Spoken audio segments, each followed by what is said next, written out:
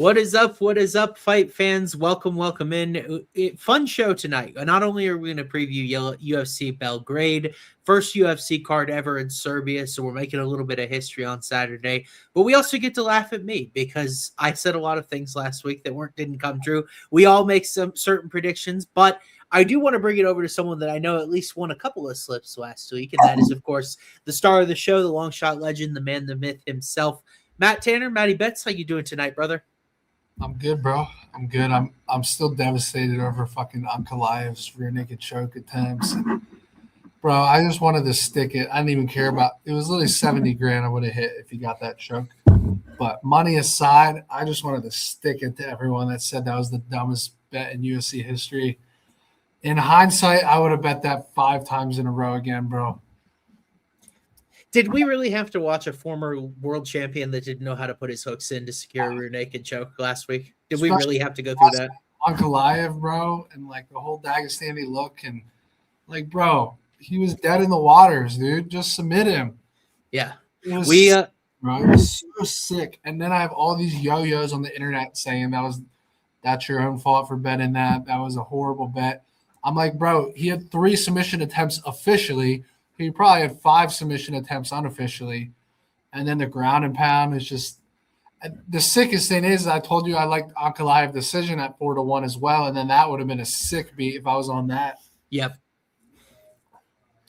What about if your model gave out sub or decision at plus 200 something and both looked really good, and then all of a sudden we got the saddest TKO in UFC history instead? It was a weird main event. I don't know. Obviously, the cycle RIP died its full death before the card even started. Islam Dulatov fell off the card due to a sickness. Congrats, by the way, Gabby, on a couple of long shot parlays this week. But my chalk parlay with Dulatov finishing it didn't even matter. It turned to a straight bet, and then what's his name fucking was the fraud of the century, bro. People throw around the fraud word too much. That guy was actually a fraud. Ribeiro has no takedown defense, no chin, nothing, and you can't finish this guy. Right. It was in addition to, we had some fraud checks on the card. It was not a good week for me. I came on here as the Sam Patterson and Walter Walker skeptic a little bit. That didn't go very well. Both of those guys performed just as we expected them to.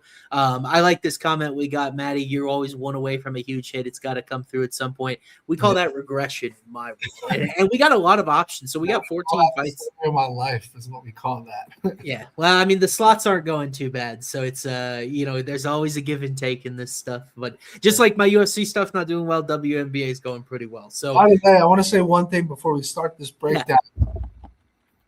Ankalaev it's fair to say he's boring in general, but like that fight being boring was not his fault, bro. It takes 2 people to dance. I mean, Guskov was on his back foot running away the whole fight, which was not like him.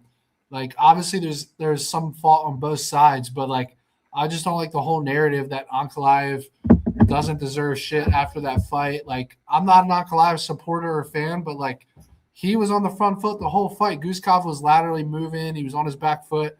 He did not want to scrap with him. So like, you can't really blame Ankalaev for being boring in that fight, in my honest opinion. And I haven't heard anyone else say that. Yeah, I think that is a good take. Guskov had such a tough challenge in front of him because we know how good Ankalaev is. It's like, bro, just go fucking slug with this guy. You had no chance. We talked about it was KO or bust, and it's like, what kind of game plan was that? You're not going to beat this guy over 5 rounds in short notice. Yeah. And light heavyweight is now in all sorts of disarray. Paulo Costa, I guess, is a name you could put forward for a potential title shot. Of course, Olberg is on the shelf. We don't know what's going to be of Yuri and Khalil Roundtree. That kind of those two already fought, so it's like, what do we do for those guys? And we have an interesting co-main event for that division as well. But as I kind of turn the page, we always like to look forward, and we like to look in prop markets here. The UFC Belgrade, we have 14 fights on this card. If there was ever a week for 2 cycles, just by inventory, we got in there with that many on the card. But a lot of debutantes, a lot of new fighters. It's a little bit of that from last week. I got a little bit more model action than last week, so we'll go forward and maybe accept or reject some of these heavy favorites. I currently count 11 fighters around that minus 200 or higher mark. So it's another week where we got to go chalk, underdog, and pick our spots carefully. And that may start here in this first fight up at strawweight. We got Marina Spasic taking on Stephanie Luciano. So this is an opener here at strawweight. Luciano, we've seen in UFC before, coming off a third round submission of Maria Oliveira, and now Spasic makes her UFC debut from Serbia. So you theoretically think maybe she's in a prop up spot here, but Luciano's the minus 310 favorite. Maddie, what's your opinion on Luciano? Because she's been around a bit. I don't know whether she's been kind to you or not. And what do you think of her skill set? Yeah, I'm trying to think if I've bet on her fights. Did we have the submission in her last fight against Oliveira? I think I played inside the distance in that fight, so the submission was a little bit of a surprise. If I'm not mistaken, I think that was her first career pro sub. Yeah, that was October 2025. It was her first career sub. Yeah, she had 2 KO TKOs prior. She went to a split decision with Sam Hughes. I barely remember that fight. I mean, it wasn't that long ago, but that's interesting. Luciano's a big favorite here. She is. I kind of understand it. So like I dove into Spasic a little bit.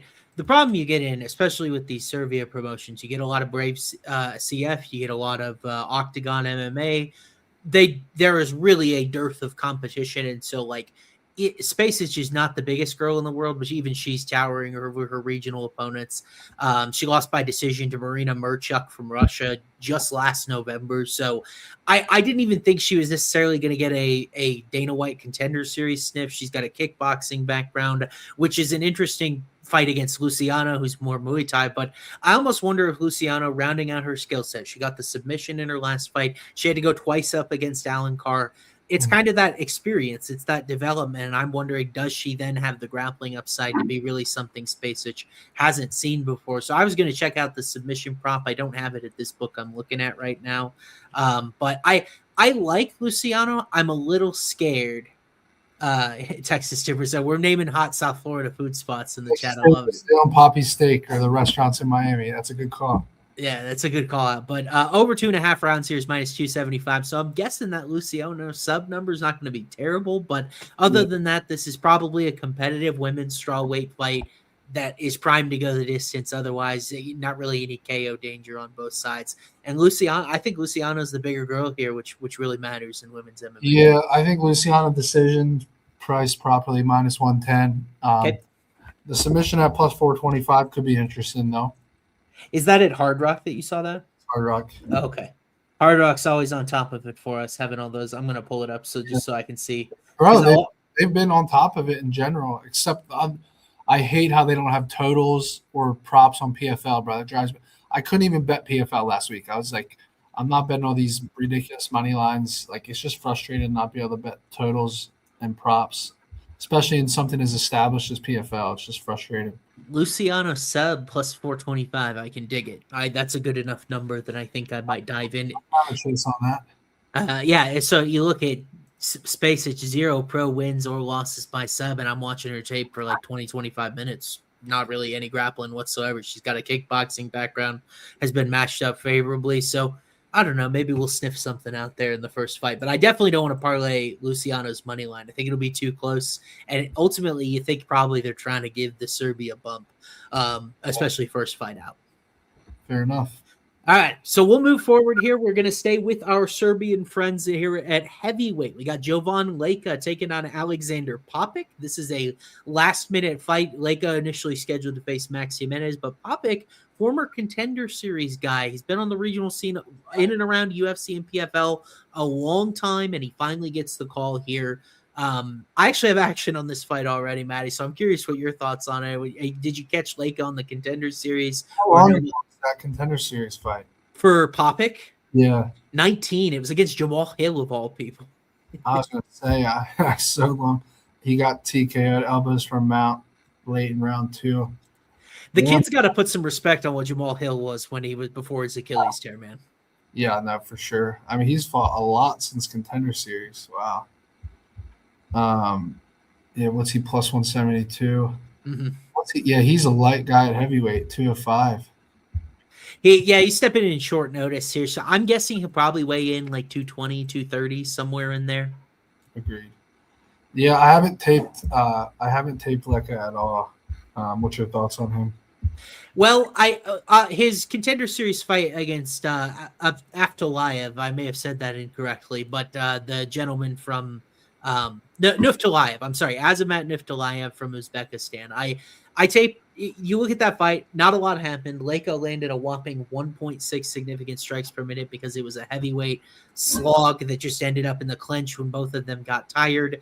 Really disappointing when Leka was this highlight machine regionally, but you never know the level of competition that these guys are going through, and the cardio concerns are a big deal. Now, he's a big boy. If he gets top position here, I think against Popik, it could be the end of the road just because he can't get up. But when I look back at Popik's resume, PFL Contender Series against Taylor Johnson, he fought Jamal Hill, he fought Rob Wilkinson from PFL, he fought Duško Todorovic. He's had a lot of high-level experience for a long time, and he's never quite been able to break through, but I value the octagon experience. It's with a real promotion, unlike Leka, where it's been a little bit more of the plumbers, the garbage men, that sort of thing. And he's 8-1 there. Super powerful double legs, good ground and pound. I think at least his defensive wrestling against the fence can be really good here. I'm worried about the Leka cardio angle. I already played Popik at money line for 1 unit at plus 175, and I think 2-3 is natural for the cardio discrepancy, but probably KO because Leka, I guess, has a jiu-jitsu credential, but you really couldn't tell from that Contender Series fight. It was super ugly. Yeah. I mean, Popik by decision, he could also bank rounds 2 and 3. Yep. And that's plus 475. Or no, hold on. I'm sorry, Popik by decision. Yeah. On the cardio angle, plus 475. Or if you like the sub for Leka, it's plus 425. Yeah. I think Popik's been subbed twice, right? And then Leka's 4-0 to the submission. He's 11-0 to the finish. So yeah, I think you look at both of those angles there. Yeah, I mean, this fight is very good for Popik if it's standing. In his last fight, it's 15 minutes of standing, really agile for the weight class at 205. I don't think offensively he puts combos together super well, but like there's always a scale at heavyweight, right? It's like if Leka starts to slow down at all, and Popik, I just think is a better athlete. At distance, I think favors him considerably. I think I'm probably going to play like a 2-3 KO small at a decent number, but I really like. I honestly think Popik could win light heavyweight fights in UFC. It's a poor division. I think he's got great wrestling, great ground and pound. Whether or not he gets past this, I was pretty impressed by the tape. But Leka's just big, and that's an obstruction. We saw him. You remember when Martin Buday fought Sadi Baldiv? Yeah. And it felt like Sadi Baldiv was the better guy. He just couldn't handle Buday in the clinch, and he couldn't get him off of him. Could be a little bit of the same thing, but I don't mind finding out at plus 175. Yeah. Popik round 2-3 KOs, 15-1 and 20-1, bro. I'm in. Yeah. Maybe like a 1-2 submission angle for Leka and a 2-3 KO angle.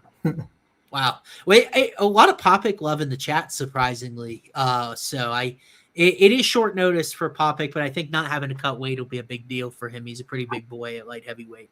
Yeah. For sure. So, and this is a golden opportunity. So we'll see if my film study, dude, I felt so good about my Isgak Maiev read against Abubakar Vagayev last week, the knockout at 12-1. You tailed me on it. Oh my God, bro, another sick beat.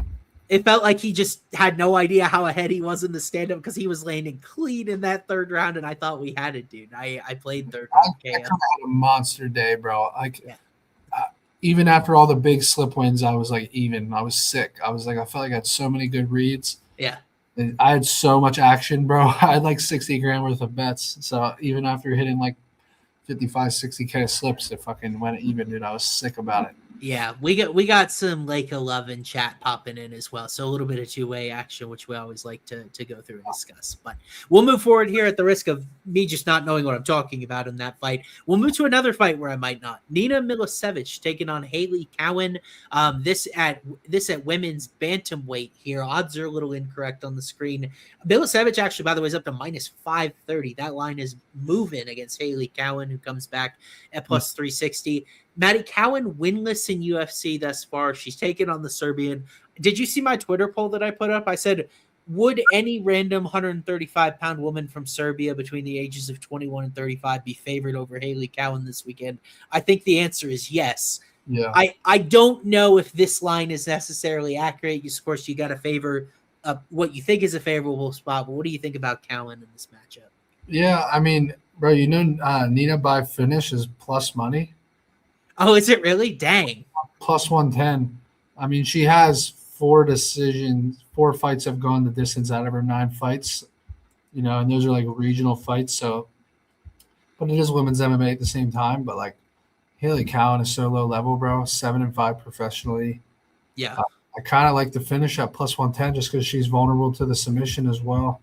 Yeah.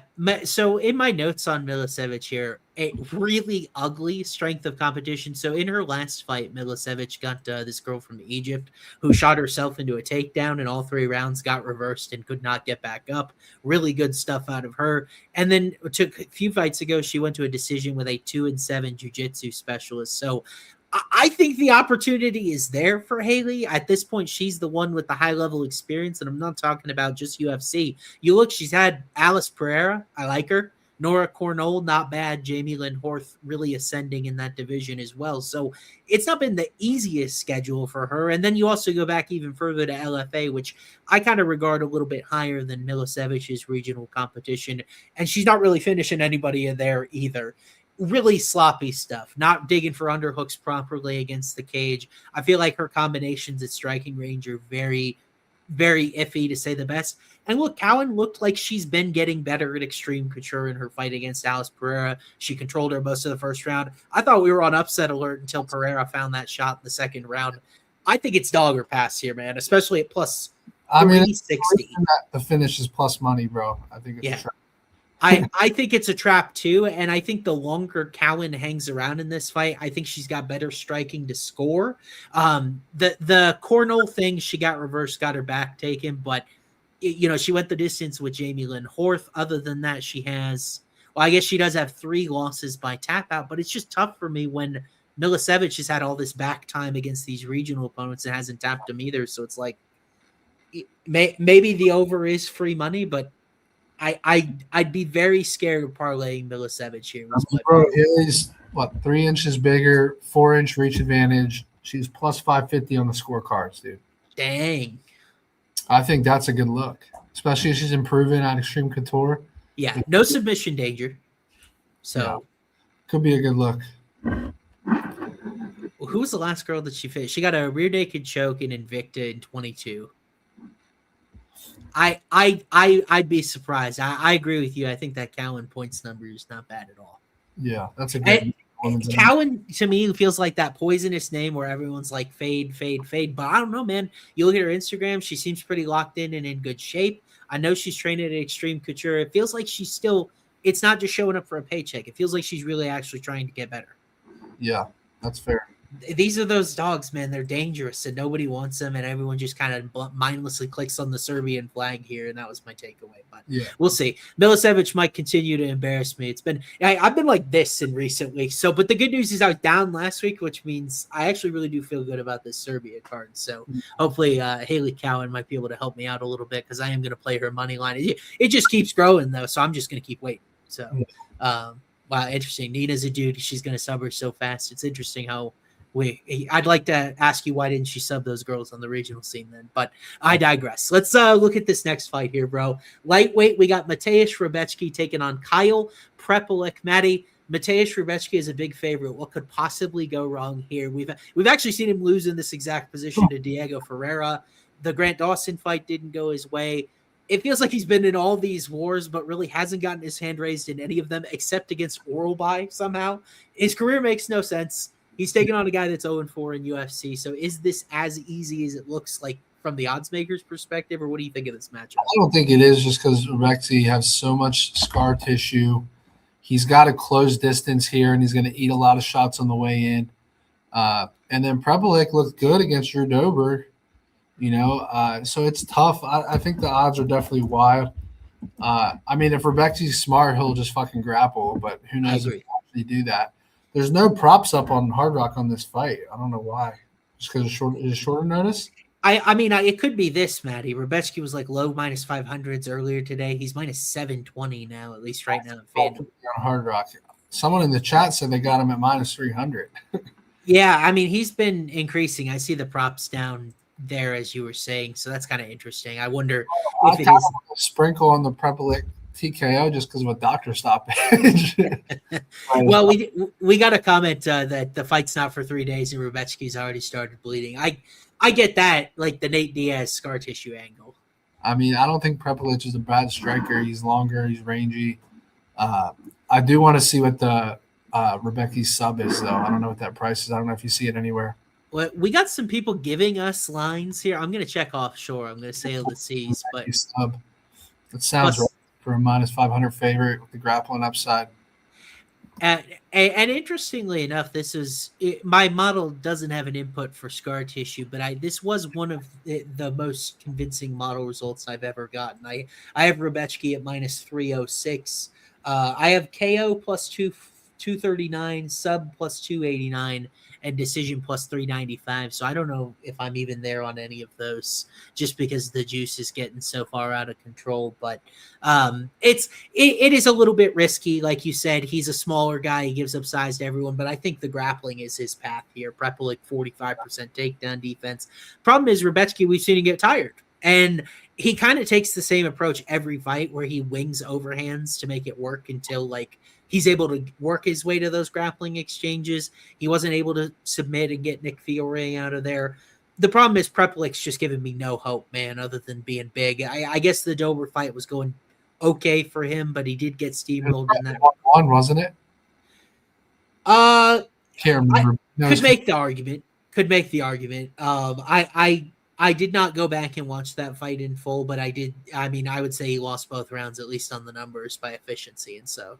Yeah, fair enough. It's one of those things where I agree with Rebetsky, heavy favorite, but now it's getting a little unnervingly big. Fair enough. So I don't think we were going cycle there, Prepelic or otherwise. Kyle can coast to a decision by working the jab. It's possible. His length is a real advantage in this fight. I just have a hard time seeing him stuff the takedowns, and Rebetsky's top control is quite good. What would you line Rebetsky Dober at? You know what I would play in that fight 100%. This is the most me thing ever. I would play Rebetsky KO in that fight. Yeah. I think Dober's been through they've both been through some wars. The attrition's big there. Yeah, fair enough. I think it's to pick him. Yeah, I'm trying to read through the comments and make heads or tails of it. If he's exciting, similar to Michael Chandler, I think so. Yeah, and this is close to home, by the way, for the guys in Poland, for the guys in Austria, whoever it might be. So it's a little bit of a home game for them. And Rebetsky has fought really good competition that he's lost to. Yeah, you look back, Prepelic gave up 3 takedowns, nearly 6 minutes in control time to Austin freaking Hubbard. So I know that was a few years ago, but it's like, I feel like there's a skill discrepancy here, but Rebetsky's a guy that's bit me in a lot of spots. I liked him against Dawson. He started the wrestling in that fight and then ended up getting himself submitted. Like, I just don't think the IQ is always on point for him. Yeah. I mean, for a guy with 10 KOs against a guy with scar tissue, that price is pretty wild. What is it? People are saying 10-1 in the chat. I don't know. I don't have a number. Oh, okay. I've got like 18-1 on Prepelic KO. Decision for him, I've got plus 470, which I agree. I think it's hard to envision some finishing upside against a guy who's gone through as much crap as Rebetsky is, but the doctor's stoppage could be a real thing. Yeah, it's possible. And then we got another vote for knockouts. So I guess we're all just taking guesses there, which means the best angle might not be. I have Rebetsky ITD minus 123, by the way. Wow. And it is... I'm taking a look. It's minus. Oh no, that was. Where is a Rebetsky finish? Oh, it's minus 145. So I'm a little bit behind there too. That's no fun. So I guess I'll have to figure out what I'm gonna do there, because I usually, even to my own detriment, I try to pull an angle out of every fight. So we'll take on and we'll see what angle we can find in this one. I haven't talked to you about this one, but this is actually low key kind of a banger here. Bogdan Grad taking on Dennis Bazooka. These guys both all action, all entertainment, and not a ton of W's thus far. I guess Bogdan Grad is 1-3. Bazooka is still looking for his second UFC win as well. What do you think of this matchup, Matty? Grad is minus 196 on friendly soil here. It's interesting because if you remember, I had the Bogdan Grad decision against Riley. He grapples him up all of round one. Yeah. And comes out and gets fucking left hooked early in the round 2 in the first 30 seconds. I think Bogdan Grad's kind of solid, but Bazooka has a good wrestling background, if I'm not mistaken. You're not? So I think it's interesting. I do think Bogdan Grad can still get takedowns, though. I just don't know that he can hold him down. It's a tough one for me. I think Bogdan Grad gets the nod, maybe a Bogdan Grad by decision angle, but I'm definitely not confident. I think this could be an underdog spot. Decision is intriguing. I've got the fight modeled 54.6% likely to go the distance, and I have Grad decision plus 210. Do you have a number on that? I think so. Yeah, plus 175. Oh, okay. So I'm a little bit behind there. Man, I gotta say, this is one of those weird gut feeling fights. I have not played it yet. Yeah. I kind of like Bazooka here, dude. Yeah. It's like a weird feeling of it, the worst KO I've ever seen. It would be a lot easier to get there on him, but man, that was a vicious KO. Yeah, it was vicious, and it's like I was looking back. You know who Bazooka has had to fight in UFC? He got Barbosa, Francis Marshall, Jamal Emmers, Sean Woodson. They threw him Connor Matthews in there in the middle. What'd you say? Very hard opposition. I mean, it's crazy. Whereas I feel like, I'm a little bit less bullish on Grad's previous opposition, where the Luke Riley loss looks better certainly than it did when it happened. Yeah. Muhammad Naimov is not a guy I hold in particularly high regard at all. And then Aswell, I'm not even sure he won that fight against Aswell. We saw what happened to Michael a few months ago, where at the very least he's beatable. So I'm a little bit higher on Bazooka's competition level, and then even then, his per minute efficiency is a little bit better as a striker, and that's what I think this is. I think these guys are both outstanding wrestlers. I think it devolves into a sloppy striking match. I've got Bazooka KO plus 482, plus and I on Hard Rock. What is it? Plus 400. Oh, okay. What's Bazooka points? I kind of like the decision for Dennis at plus 475. That's where I guess I'll be too. I've got it plus 348. Yeah, I mean, Bogdan Grad's only been finished twice. They were both KOs. One was Luke Riley. The other one was Tom Nolan. So both big power punchers. So I kind of like the Bazooka decision angle. If I had to pick a decision, I would go Bogdan Grad, but at the price, plus 175 versus plus 475, I think you have to go with the underdog there on the scorecards. Maybe like a decision or something. Could see this being pretty darn competitive, couldn't you? Yeah. I think it's good matchmaking. Like, Grad to this point, not a ton of power, no knockdowns yet in UFC. Bazooka, not really either. In fact, look at the guys he's facing, though. They don't really get dropped by anybody. But I'm with you. I think it could be a competitive fight. I don't mind that Bazooka decision angle. We got a comment in the chat. Bogdan been training with Nathaniel Wood. That's Nathaniel Wood inside the featherweight top 10. It's a good thing. I was really surprised when Grad went out against Luke Riley so quickly, but now we've seen Riley has kind of blossomed a little bit. So I think Luke Riley's legit, bro. Me too. At least in the form of being able to do that to Bogdan Grad, it makes a lot of sense in hindsight. Yeah. But Riley's probably knocking out Bazooka in the first round too. I agree. Yeah. So it was unconscious for like. Okay, so I understand the big KO angle here, but Bogdan isn't really a hitter. And that's where I'm guessing the most likely outcome in the fight on sportsbooks is Bogdan KO because of that, correct? Yeah. Bogdan KO? Yeah. Plus 325. Well, that's not bad. I mean, I'm at plus 398, but I thought it'd be a little bit more overvalued. Yeah, I like this fight to hit the cards, bro. That's so contrarian and sharp because of the damage that Bazooka took. Fight to go the distance is minus 110. Yeah. I will say, guys, when when you think about knockouts and attrition and things like that, I know the medical suspensions come out for big KOs. I would so much rather have a guy that had what happened to Bazookia, where he was just out on one big shot, than like the accumulation of damage thing that you've seen with some other fighters. You know what I mean? Yeah. Like the beating Ponzinibbio took last week over a longer period of time. That to me is so much more concerning for future attrition. Yeah, I agree. Like we've seen guys get sparked. Like Bilal Muhammad got sparked by Vicente Luque way back in the day, and he's one of the most durable guys in UFC. Yeah. So it can happen. But we'll move forward here in the interest of time. We got this next one up here. Another sleeper for Friday the Night. I feel like Friday the Night's going to be hotly contested in this one. Mark Vologdin taking on Borislav Nikolic. This, Matty, is Vologdin's third fight in a UFC octagon setting. The other two were crazy because he blocks punches with his face. Rather than any sort of defensive fundamentals. Yeah. I think that's sort of priced into the line because Nikolic is minus 186 making his debut here. But what do you think about Nikolic in this particular matchup for Vologdin? I think Nikolic is the best favorite on the entire card. I mostly agree. I don't see a finished price. It's off the board on Hard Rock. He's minus 185 right now on the money line. I think this Mark guy is just so overrated just because of his exciting fights, but bro, he's 5'3". He could get KO'd here. He could get doctor stoppage. He could get submitted. He could lose on the scorecards. I'm blown away that this guy's not minus 300 against him. I'm honestly blown away.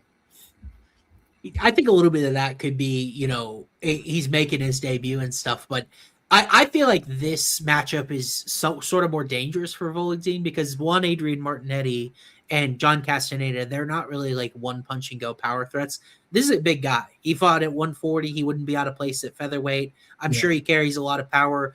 I actually was impressed with Nikolic's boxing. I feel like his takedown defense is very good when Vologdin has been very unimpressive wrestling thus far. I do think the UFC likes Vologdin, so it gives me a little bit of hesitation here, but at a certain point, these guys, I talked about it with Jose Daniel Medina and a few others.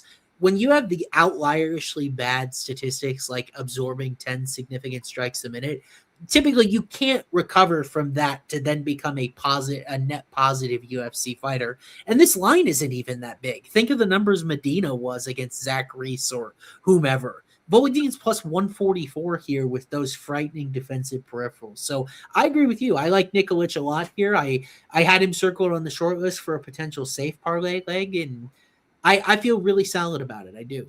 Yeah, I think all three paths are on the table for him. I think he wins wherever this fight goes. Wow. We got a lot of Vologdin love in chat. It's very interesting. I love to see that. Yeah, it's like I feel like he's popular, but and also he's got like the thing he trains at All Stars. That's where Hamzat's from. Bernardo Sopai, Vologdin ass cardio.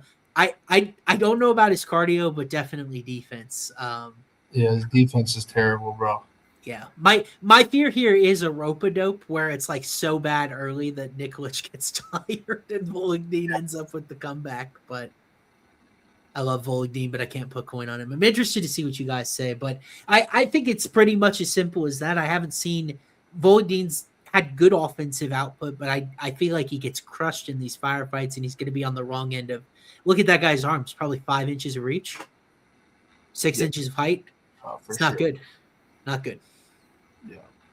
But okay, I guess we're in agreement into the safe parlay. By the way, RIP safe parlay. I would trust my guy Dustin Jacoby again, man. That Muhammad Saeed kid. That was brutal to watch. Yeah, I mean Saeed was so fast, and like I said, I would pay to see someone beat Jacoby in a kickboxing fight like that. The kick, my money. I knew the head kick was the one way Jacoby would lose that fight. That head kick is nasty. Yeah. It was super impressive, and obviously Saeed put himself on a rocket ship with that kind of win in his debut. Yeah. But we'll try again this week. As always, there is always a next week. I think we're in the midst of like 8 or 9 straight weeks of UFC. Although next week's Apex card is looking a little bit rough. They barely got the thing to 10 fights today, so we'll see what they have for us next week. But we'll enjoy this week while we have, including the UFC debut of Michael Oliveira. Matty, this guy was crazy on the Contender Series last year against a guy that's been very kind to me in UFC for the most part, Oban Elliott from Wales. Oliveira with that performance he put together on the Contender Series, was going to be a big favorite over anyone. He is minus 340 over Oban, Matty. So I got to ask you a question. Is this good chalk, or do you think Oban might be worth a swipe? Oh, man. Michael Oliveira's a unit, bro. This dude's a physical specimen. He's got crazy power. Oban Elliott, I can't figure him out, dude. I felt like he was so skilled. And then I hit the Jonathan McAuliffe result was not good, but he was winning that fight. I believe he was looking good, and then he got caught with that. Was it a club and sub, I believe? Or was it just ground? He just got up and choked. It was a bad ground exchange turned into a front choke. Yeah. Yeah, and then the Co fight hasn't aged that well. The Basel Hafez was probably his best result. Yeah. I mean, going to decision with Val Woodburn is not a great look. Nope. I think all the finishing upside here is on the Oliveira side. But I kind of favor Oban Elliott late if it gets there. I think that's his path, is like round 3 decision. But yeah, I think Oliveira probably gets him out of there by round 2 if I had to make a prediction on it. KO. Yeah, I mean, just crazy power. And when you look at Oban Elliott's journey comprehensively, because the sample's so much larger, he was hurt on the Contender Series. He got signed because it was a great comeback. He fought through it. He won the decision. Got dropped by Val Woodburn. Ended up going to a decision with him in that fight. We were kind of impressed by the Preston Parsons thing. We're like, oh, maybe, Elliott is really turned a corner. I feel like he's well-rounded. And then he gets wrapped up by McAuliffe, and then Suk Young Ko weighs on him for 12 minutes. And the one mixed in there is the Basile Hafez. But like these guys I'm talking about where he's had good performances, I've kind of chalked it up to a level of competition thing with Oban. I think he got really easy guys at first. He was able to get through them. But as it's moved up, it's gone really poorly. And he doesn't have to worry about the bottom game here. But I worry about his chin, and I worry about his striking defense, especially with Oliveira, just a sniper from so far away. 3 knockdowns in his debut in less than 2 rounds total. It's just like this guy, when you see him come into UFC, it reminds me of when Michael Morales came into UFC, bro. It really does, where it's like you look at a guy in this division, he's so big and he's so athletic, and I don't even care what his takedown defense and his grappling looks like, because I think he could just stand up through it because of just the physical strength he carries. Yeah. I don't feel good enough about Oban to predict the upside. The only thing that wouldn't surprise me is if Oban made it all 15 and we are all in marvel of how tough he was. Yeah, that's fair. So I kind of like Oliveira's money line better than a specific angle. I'd be curious what the prop market looks like. Oban Elliott, he's been KO'd a couple of times, but it was 2021 Cage Warriors and then 20 Cage Warriors, and it's both relate, both 2-3 KOs. He's been pretty durable since then, minus the submission. Wow. Yeah, Michael Oliveira by decision. What does that pay? Plus 325, Oliveira KO minus 125. Feels a little big. Yeah, I'm not disagree. Plus wow. Because Elliott has a 61% striking defense. Like, he's been pretty responsible at distance thus far. Yeah. Yeah, it's tough. I definitely, if I was going to go KO with Oliveira, I'd go later KO, which I think buys you a little bit of equity. Like, I imagine like an early finish here for Oliveira because he's just a unit is going to be crazy. But yeah, round 1's plus 250, round 2 is 450, round 3 is 800. These just being general rounds. Okay. You need to teach me how to use Hard Rock, but I can't figure out where to find it. You got to click the parlay button at the top center. And I never would have figured that out myself. If you're on the fight, click parlays at the top center. That's where you get the round and method combinations. I could so easily see the public taking a bath on a decision for Oliveira here. He went to a decision 2 fights before, or 1 fight before his Contender Series fight. He went to a decision in LFA. Yeah. With Aldo Pereira, and Elliott's really tough, good striking defense. I'm going to go blowout, unanimous decision. Point spread could be a decent look here, too. Yeah. Just to get both. Elliott might not survive. Oliveira sub is 20. Now you're talking Matty's language, like a club and sub. I will say Elliott gave his neck in his last fight. Yeah. But I'm pretty sure Michael doesn't have any pro subs, right? 2-3 sub for Oliveira, 60-1 and 75-1. If he dies, he dies. We got a lot of love for the KO, which I totally get. I'm so excited to see this guy climb the ranks, and I really won't think a whole lot less of Oban if he ends up getting stopped here, just because it feels, like I said, it feels kind of like he's running into Morales at the beginning of his career, one of these sort of big time prospects. That's fair. Yep.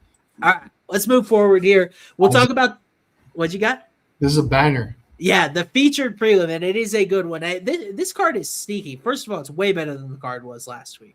Second of all, we have all these little fights. Like we talked about, the Volkdeen fight could be interesting. The Bazookia fight could be interesting. Here's another one. Ludovic Klein and Tafik Musayev at lightweight could very well be a fight of the year contender. Matty Musayev coming off a surprise, impressive upset of Ignacio Bahamondes. Bloody fight earlier this year in Seattle. Ludovic Klein, last we saw him, he got a win over Mateusz Rebecki, but he broke his leg in the last round, was able to hang on, but that's where he's been on injury leave for a bit. So what do you think of this matchup, man?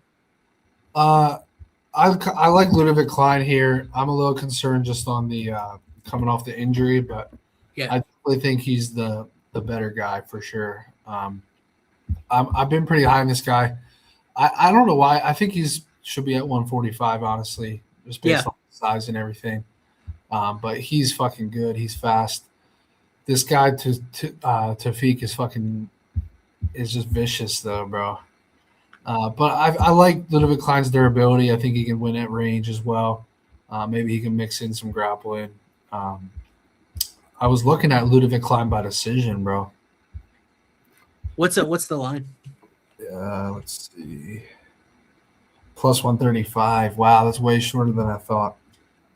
What do you think it was going to be? I thought it would be 2-1. His KO's plus 350. Yeah, it's over 2.5 rounds here is minus 166 on DraftKings. Who do you think would get a finish in what way? Would it be a Klein KO for you? Yeah, I think so. I get that because Musayev was hurt early in his last fight.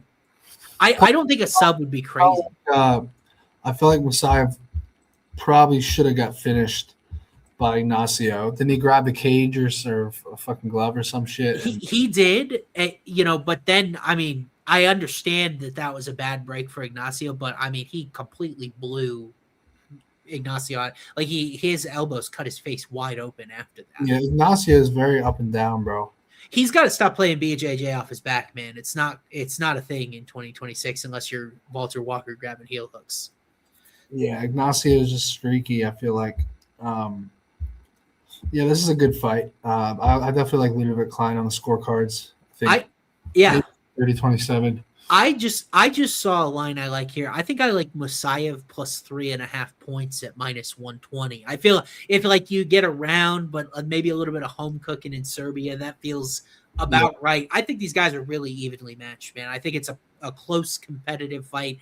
The line is a little bit wide for me because Klein has these fights where I'm like, I just want to see more, and I feel like the fade spot hasn't come home to roost yet. Like he was able to hang on against Rebecki.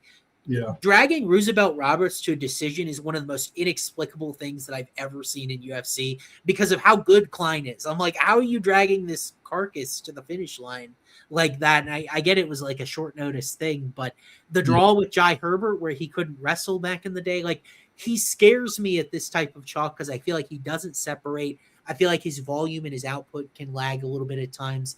But Musayev hasn't given me like this crazy amount of confidence about him either. I think he could be a little chinny. He was dropped by Ignacio in that fight. And then we saw Oralby snatch that Kimura really, really quickly. So, and Musayev is well past his prime. We would love to see him in his prime, but now he's 36 and, his best days came and went. Chad says he's 8 subs, but like he hasn't had a sub in 8 years? Yeah. Look at the competition he was submitting. They were like easy round 1 subs, guillotines. His last sub I think was 2017. Yeah, we got a comment by the way. How bad was Klein's ankle injury? Was this too quick of a comeback? I mean, it was probably just a standard broken ankle, and I think he's been out since like late last fall. So this should be just fine. I'm not worried about that. Yeah. For 4 of Messiah's 6 losses or subs, I get it, and Klein is a guy that at least defensively is sound with his BJJ. Yeah, he wasn't submitted by Gamrot in all that time on bottom, but it. I don't really know if either one of these guys has a supreme BJJ edge.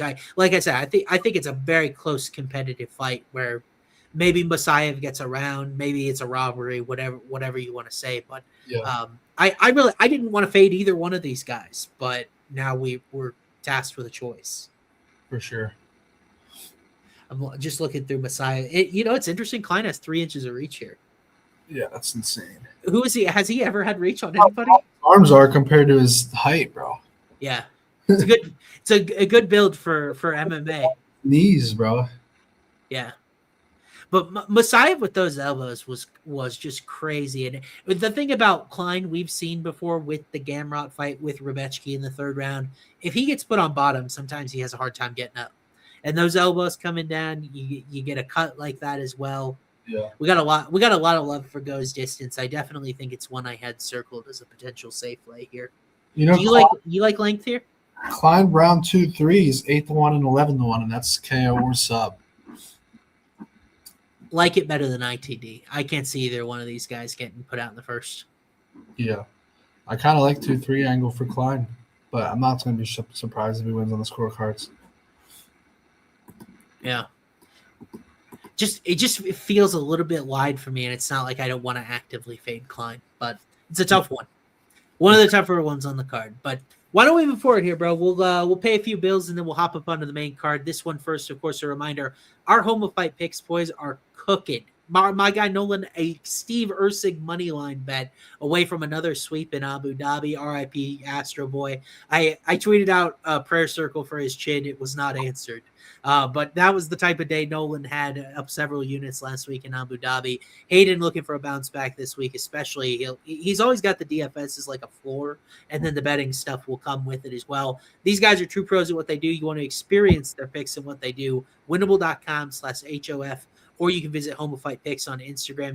Use code HOF at checkout. You get 7 days free. You play your cards right, you could get 2 cards for free. Don't let Matty know that I told you that as a little bit of a buffer. But if you join, you could get 7 days free. All of the odds you've seen tonight have been sponsored by Polymarket. They are odds for trading at Polymarket's prediction market. Right now, if you deposit $20, you get a bonus $50 for a total of $70. If you use code FIGHT when you sign up at Polymarket, you can trade on UFC. You probably see the percentages on Polymarket live every week on the UFC broadcast. So you can bet ostensibly money lines there. You really whatever you want to see. If you want to see the percentages, you want to see the sports money lines, whichever you prefer, you can sign up on Polymarket and trade there, even in states like Florida, Texas, however you want to trade. Go to Polymarket and download the app today. As well as you guys know you love these. And we owe a card or two. And the people have been screaming to rip packs because we both forgot to rip packs on the show last week. Repacks by collectibles.com. You can pull cards up to $1,700. We just added a new $1,300 chase card today. If you go to homeoffightcards.com, you can rip these packs. You don't like you get what you got, just send it right back for resale value. Keep ripping again. Like, you don't have to keep the trash cards you pull. I happen to. That's why I have this Matt Steamroller Frivola card sitting by me. I keep my trash cards, but you don't have to. I just like the ones that whatever I pull. But you can do it however you want to do it. Homefightcards.com, and you can see all the cool pull cards available there with all the best fighters in UFC. They're getting in there quick. Matty, you want to rip a card, bro? Yeah, Gold pack for yourself. Why don't you go for it?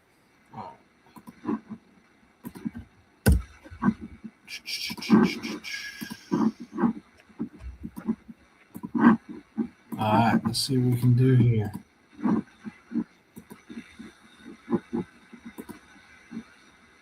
Oh, I'm not signed in. I'm already signed in.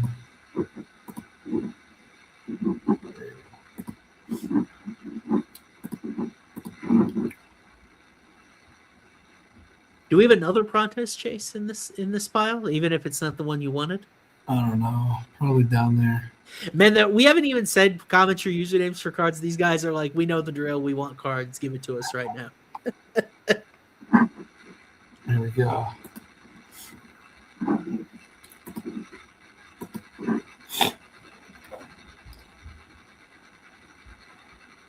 All right, Matty, what do we got here? Ripping $150 leave. Adrian Yanez coming off a big KO of Cody Garbrandt, bro. I'll keep it just because I like Adrian. Yeah, Adrian, it's a cool looking card. Maybe it goes up in value PSA 9 if he can get a couple wins strung together. Yeah. Let's see what I have here. Let's see. You have a Melsic. Is that a Melsic Bogdasarian, bro? Yes, sir. PSA. Oh, that's a nice looking card. Yeah, I pulled this Connor card. I pulled 2 Connor cards the other day. That's right. I don't even know what my best card is at this point. I have like 8 cards on the way, so they're not in here. Like some of the ones I really like. Dude, hey, you're gonna have to show. You're gonna have to show them what they look like because you got some real winners there. Yeah. All right. You want to throw the guys a bone? We want to rip a normal pack for a lucky person. Somebody. All right, I'll pick somebody. Just randomly, I just happened to glance at the screen. VGM 2121. All right, here we go. I appreciate the super chats, guys, but I'm not gonna give you a coupon hack of putting in a $2 super chat and you get the $60 card every time. We appreciate the show, but we want everyone. First of all, we want you guys to experience this on how to get there. And Vince here says, "Send me any card, bro. I'm not picky. You're gonna get you gotta get another nasty ass cycle cat." That's from our guy Vince Staples, who we're opening this card for.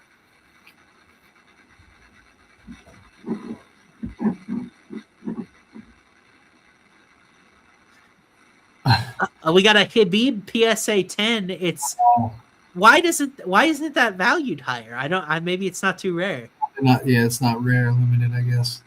It looks sick, and it's a Khabib PSA 10. That's interesting. Yeah, I would keep it.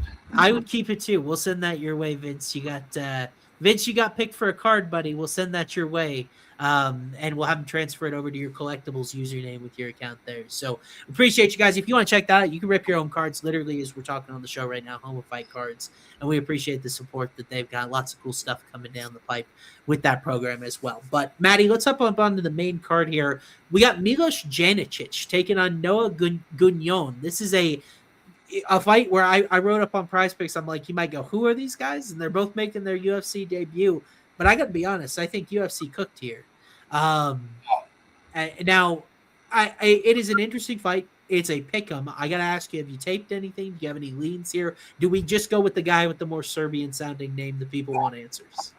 I mean, I kind of like Violence, bro. There's like fucking like almost 20 combined finishes between both of them. Let me see here. Yeah, they both have submissions and KOs. Yeah. Let's take a look at the odds. Where is it? Hey, DM me on Twitter, Gavi, if you haven't gotten a card. I can have them see. We'll get your collectibles username. We'll try to sort that out. Both guys that get a finish is plus 165 either way. What? Fight to go the distance is fight not to go the distance is minus 275. The fight to end by subs kind of interesting. Plus 425 either way. Fight to end by sub. Hey, I gotta say, a sub Gugnon. If you were gonna have a guy that would get a sub, I think it would be Gugnon. Grappling BJJ background, a little bit more comfortable there, I think. Let's see what his is. His submission is plus 600. Are you just playing sub by default here?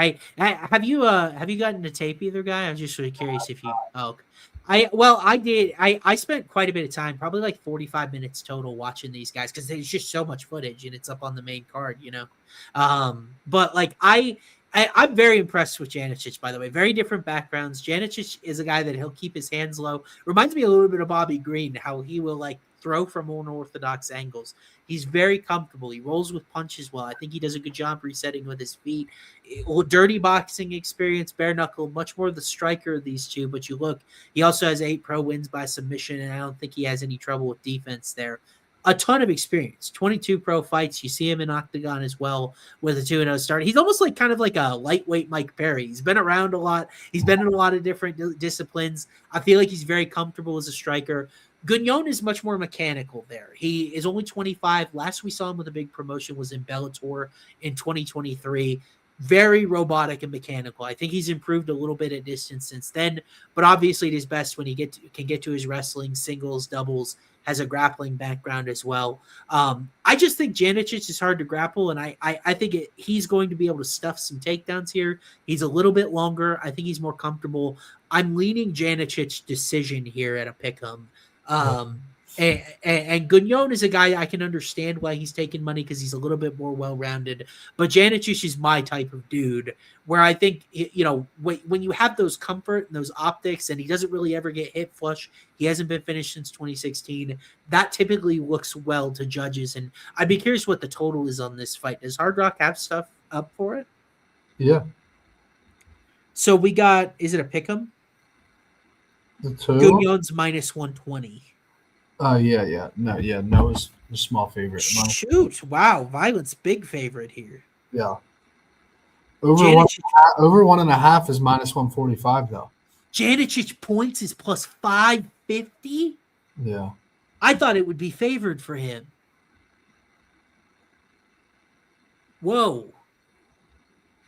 Yeah. I like both of these guys. I'm going to end up on this over in Janicic points. Yeah. Over 2.5 is plus 150. Yeah. I'm going to have to play it. Yeah. I got to take them, so I'll let you know once I do. Yeah. Do let me know because I mean, clearly you look at this finishing. The shortest prop on the board is Janicic KO plus 220. So we could have a cycle leg in here if we come to an agreement. The numbers are really good. Yes, sir. It feels like we're gearing up a little bit for PFL Contender Series stuff because we got nothing on those guys on tape. Now we do, at least in this next fight, we got a little bit of tape on Gilbert, the RGV bad boy Urbina. Unfortunately, he's in a spot here where I think a lot of people are expecting him to lose against Vlasto Chepo. Yeah. Matty, I think El Chapo is a guy that if he comes in and has the debut that he's very capable of, is going to be a big time fan favorite. This guy's very exciting. He's minus 340 here. I could see an argument for both of these guys because of the unknown, but what do you think of Urbina? Or have you gotten to tape El Chapo, bro? Yeah, but this guy looks like a bare knuckle boxer, bro. He fights like it, dude. If you watch a bare knuckle card at the Hard Rock, bro, you see like 5 of these guys every card. Yeah. Like bearded white guy with tats, like just like, yeah, I think he's gonna knock out Gilbert Urbina. Probably the first round. Yeah, I don't love this move to 185 for Urbina. I always felt like, yeah, he cut a ton of weight to get down to 170, but the thing that typically doesn't improve as you move up in weight is your ability to take punches from bigger, stronger dudes, and he's really just been very chinny, right? Like Charles Radke dropped him twice in the first round. Yeah. I'm forgetting who Eros Medic in his last. He actually dropped Medic early in that fight and then got KO'd later in the same round, which is, we'll get to Eros. A minute, bro. Yeah, it was both in less than a minute. It was a wild fight, but I just think that sort of durability against a guy like Chepo, who Matty, I invite you to tape this guy for just a little bit. He is all gas, no brakes. I really think like KO is a very safe cycle leg here because Urbina is a guy that I really like. I feel like he's more talented than his record, but you ultimately have to be able to withstand taking punches, 44% striking defense, and I know Chepo is going to walk forward here. It feels a little bit like some of those fights I got wrong last week where it's like, if I play Urbina or I try to get creative here, it's sort of denying the inevitable, which is this guy's coming forward. He's going to try to find the chin, and we just got a comment from P Savage Racing, Chepo KO next. Kind of feels like that. And by the way, he's from Serbia in Serbia. So yeah, I would just be scared if it gets out of the first round for him. They get ground and pounded in round 3 in Octagon 51. That was back in December of 2023, and that was against an 11-5 guy. Yeah, or a 14-7 guy. I'm sorry. Yeah, I really don't know if he's particularly like skilled. He has innate trust in his chin. I think he's got super fast hands. It is very much sort of a all or nothing, very early approach. Yeah. But I'll tell you one thing though, bro. I just saw the props. Gilbert Urbina round 1 KO is 20-1. If this is just a fucking barn burner in the first round, we saw Urbina drop Eros Medic. Yeah. Not crazy, bro. 20-1. That's unbelievable. I really like Urbina. I do. And that's what pains me so much about this is like for reckless though, he could get dropped, bro. yeah. That's a crazy price, dude. I'm sorry. 20-1. We got a comment from Peyton that Chepo round 1 KO is minus 210. It's literally unplayable. That's pretty darn unplayable. Minus 210 on Hard Rock. So his round 1 KO is minus 120.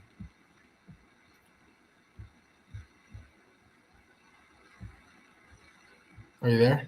Yeah. No. What were you saying? Sorry, I was reading something. KO's minus 210. His round 1's minus 120.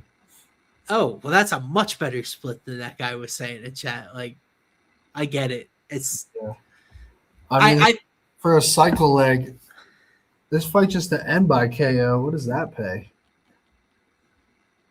I would say I think Urbina sub is live here if it gets out of round 1. Yeah, it's interesting. Chepo just swings himself tired in round 1, and Urbina round 2 sub just probably pays 60-1 if I had to guess. 20-1's crazy. I'm sorry for a barn burner round 1, probably with no grappling. I mean, Matty, your reads are so hot right now. The fact that like you're like, hey, maybe it gets through. I mean, he's the guy fought, who has Chepo fought, and that's always what you run into regionally. Like, but you can't really find any name value that he's fought regionally. Like he can come in here and get caught. Yeah, maybe a smaller, faster guy. Yeah, he's 6-2. I mean, the promotion he's with Octagon is very good, and he's like a cult hero there. Like you said, though, losing is bad. Did you know he boxed Hector Lombard back in 2023? Oh wow, that was probably a really terrible exhibition thing. Yeah. Well, we got a lot of Urbina love here saying Chepo's not very good. He's not this. He's not like I wouldn't parlay him. I think it's just about my own reservations with Gilbert and his chin. Yeah. He probably has a reach advantage of a few inches here if I had to guess. Urbina, yeah, I'm guessing so. Probably like 2 or 3 inches. Yeah. It was a good comment we got from our guy Sergio here who said, guys put on weight, they miss weight. That's why it helps their chin. It goes both ways when you intentionally move up, though, because it's like, yes, you're cutting less weight, but you're also facing bigger guys. Yeah. Like it's why my model doesn't adjust for that, is because every guy responds a little bit differently. Poetzon looked terrible moving up in weight. We'll talk about a little bit later on this card, maybe a weight move that I think will benefit a guy. The 5-minute sweat. I don't think he's a good 5-minute sweat spot. I love that 5-minute sweat, and I didn't even get it with Dulatov last week. But I don't think Chepo's winning this fight if we get past 5 minutes. So that's where I typically I like the 5-minute sweat where I can take the favorite to win a little bit longer fight. Yeah, fair enough. Michael Chiesa said he likes Urbina. I like Urbina too. I think he's a very skilled guy. Yeah, I'm staying away from the Chepo KO as far as a cycle. The price sucks, and he's just not proven against good competition. At least good net value. This guy's gonna be a rock star. Sprinkle on Urbina, bro. On the Urbina KO. El Chapo is gonna be a rock star if he comes out and starches this guy in less than 2 minutes fighting the way that he does. What's just KO period? Urbina talking about 10-1 fought on Urbina KO just to get him in any bro. You're doing dangerous things to me, Matty. I'm so tired of playing these value dogs that end up. How the KO is twice as big as his submission, bro. Yeah. Because I'm gonna fucking play Gilbert Urbina money line and something else in this card, and Chepo's gonna starch him in 2 minutes. And Matty, your whole fucking Discord's gonna come at me like, "Oh, Chepo KO was free, bro. What are you doing? Chepo KO was free. Why didn't you play it at minus 120 round 1?" Chepo's 4-1 to the submission. I mean, do we really think Urbina's that good with his grappling? Yeah, Urbina. I think Urbina, his BJJ defense and his back takes are really, really good. Yeah. I mean, he only has 2 submissions per fight. He's only fought 11 times, though, so it's not bad. FCS comes in here and says, yeah, in the Discord, we are going to come at you and say that if he says it. See, they admit to it. They're like, I'm coming after you. It's like, I don't care that you were hunting value. It was free. Yeah. I think Chepo round 1 now we're your friends in the Discord. That's true. I do have plenty of friends in the Discord. I appreciate you all that tune in and make everything happen there. But let's move on, Matty, just because for Venus 30-1 at round 3, 60-1. You're getting me dangerously close to playing Urbina there, and I don't like it. I don't like it one bit. So we'll move forward and take up this next one. A barn burner at middleweight. This fight could be crazy. Robert Valentin taking on Dushko Todorovic. This one's got violence written all over it with these guys. That it kind of feels like this is for a roster spot, but at the same time, I could also see these guys hanging on beyond it. So what do you think, Matty? Rob Zilla's a minus 162 over the hometown guy here. What do you think of this matchup? Because I did play a side here, so I'm curious what you think. So a couple of things. One, I don't think Valentin should be a minus 160 favorite. I think they should be closer to a pick 'em. Okay. Two, Dusko's never been submitted.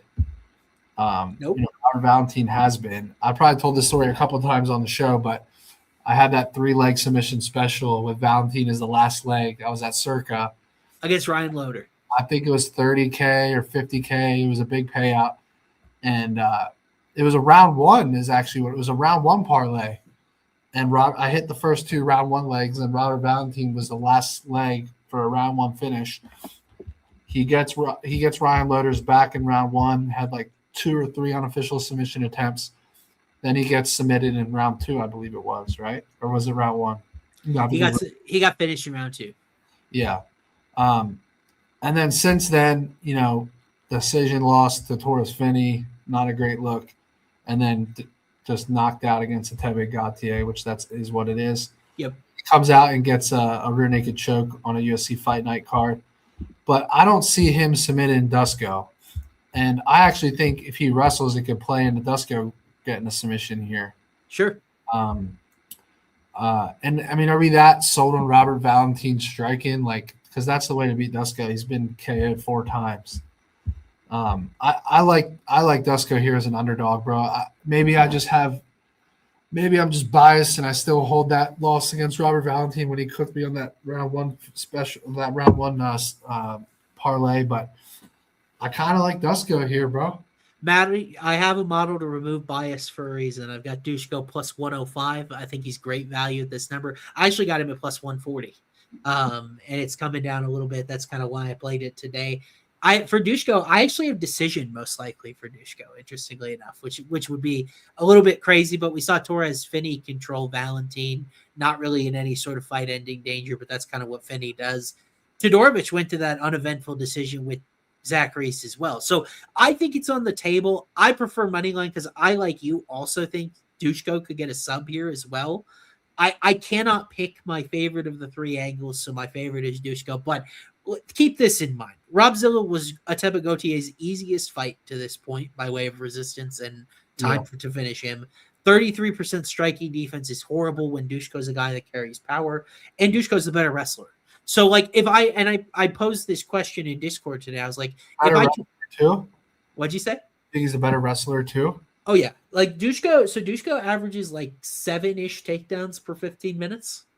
Attempts or attempts? Yeah. I was gonna say. Yeah. And Arabzilla 50% defense. Some of that was Loader, but grappling cancel each other out. Who wins on the feet here? I mean, I think Todorovic knocks him out inside 10 minutes. Yeah, I like Dusko finish here, bro. A 2-3 is insane. Round finish is 9-1. Round 3 is 17-1.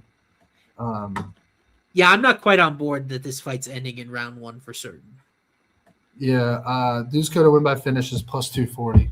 Yeah. I think that comments like we've seen some about Dushko being terrible. These guys are terrible. Look at some of the competition Todorovic just had to fight. He had to fight RoboCop, had to fight CLD. He had to fight Puna Soriano.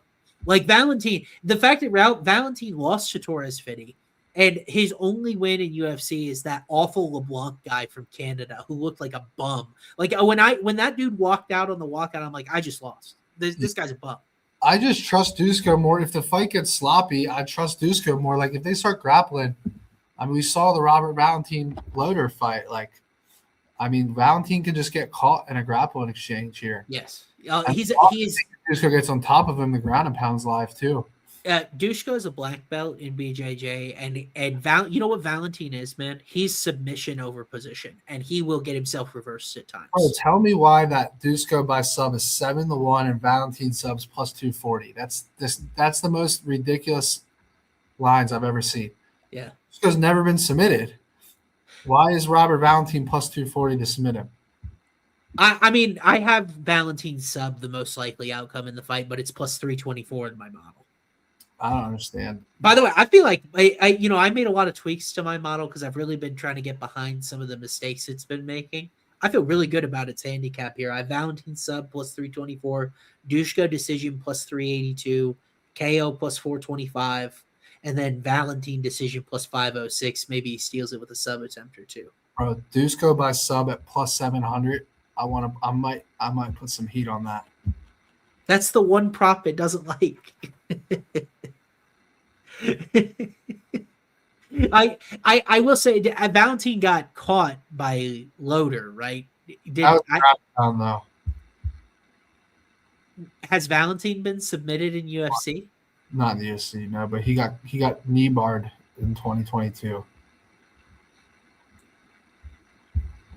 Boy, he had to fight Emo Aslan. That was probably a violent knockout. I might have to. I would just go inside the distance here to get at plus 240. So maybe it's not a cycle leg, but I really like Dusko finish, bro. I just do not trust Robert Valentin whatsoever. No, I think he is sloppy and defensively devoid at distance, and I think the wrestling does favor Dushko. When Torres Finney hasn't really had that sort of success against anyone that was UFC level, like with his wrestling. Yeah, and Robert Valentin's going to be able to, even if he gets his back, I don't think he's going to be able to submit Dushko. Right. We have seen Dushko fight out of 3 different submission attempts in UFC. So, and by the way, Dushko's in the red corner at home here. We haven't even mentioned that when we're talking about this breakdown.